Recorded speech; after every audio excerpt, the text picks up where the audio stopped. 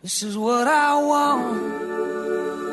This is what you need.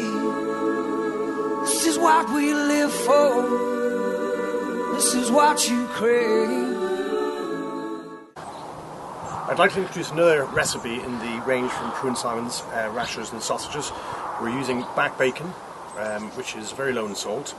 It's very sweet bacon. We're also using pepper and thyme sausages, which are very, very high meat content.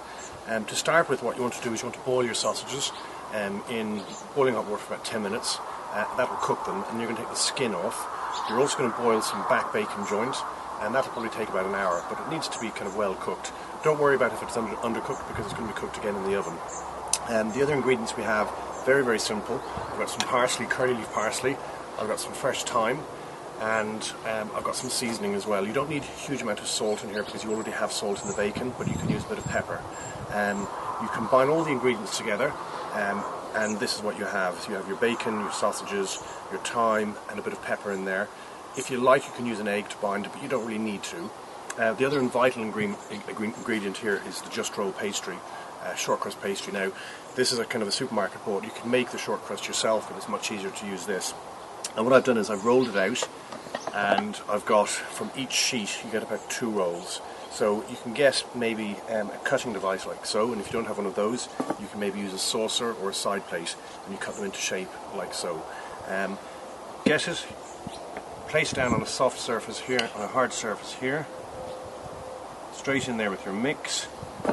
And the last thing we're going to do is we're going to get some egg mixture with a pastry brush. We're going to brush around there, and that helps it to stick it together. And then what you do is you just press it down on the sides, like so. Make sure it's nice and neat in the middle there, and that will bind, it'll stay together. Press it down very, very softly with your fingers. And you're going to get a fork, and you're going to crimp the sides of it there. So just like so. And then finally, we're going to brush a little bit of this egg mixture over that again. And you want to make a little hole in the top here. That allows it to breathe and it won't burst.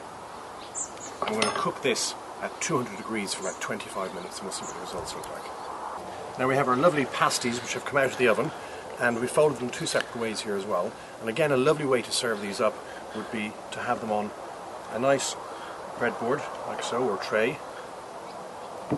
And you can have maybe a selection of little salads in the middle, or you can put some lovely cherry tomatoes, homegrown cherry tomatoes. It's all down to presentation.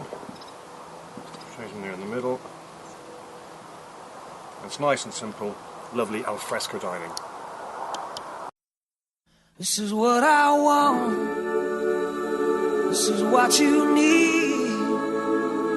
This is what we live for. This is what you crave.